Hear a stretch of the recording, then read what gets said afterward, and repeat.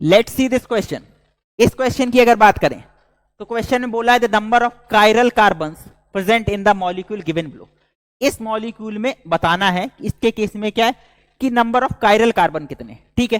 तो यहां पर जो कॉन्सेप्ट यूज होगा वो यूज होगा कायरल कार्बन का, कायरल कार्बन, ठीक है।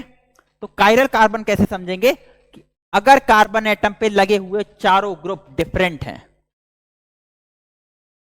तो उसके केस में क्या हो जाएगा, जो कार्बन एटम हो जाएगा वो हो जाएगा कायरल कार्बन या फिर असिमेट्रिक कार्बन एटम, ठीक है। तो अब हमको यही देखना है कि ऐसे इतने मॉलिक्यूल में कितने कायरल कार्बन एटम है जिन पे चारों लगे हुए ग्रुप डिफरेंट है। यहां से शुरू करते हैं। तो अगर इस वाले कार्बन की बात करें तो ये डिफरेंट और ये भी डिफरेंट, तो पहला कायरल कार्बन हमको मिल गया। अब आगे बढ़ते हैं, यहां से कुछ नहीं, यहां डबल बॉन्डेड है। आगे बढ़े, यहां पर अगर आए तो यहां पर एक हाइड्रोजन होगा, कार्बन 4 बॉन्ड, तो अब दूसरा कायरल सेंटर हमको यहां पे मिल गया, ठीक है।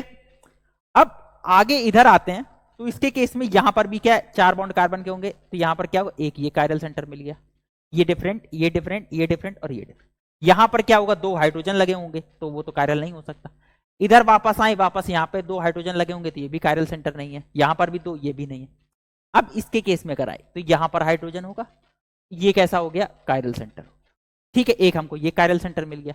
आगे की अगर बात करें तो यहां पर भी नहीं, यहां पर भी नहीं, यहां पर अगर देखें यहां पर एक हाइड्रोजन होगा, ये कायरल सेंटर हो गया, ठीक है। तो टोटल अगर बात करें तो इस मॉलिक्यूल में 1 2 3 4 और 5, तो टोटल 5 कायरल सेंटर हैं इस मॉलिक्यूल में, 5 कायरल कार्बन्स हैं।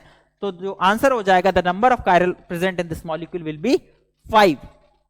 तो 5 will be the correct answer for this question.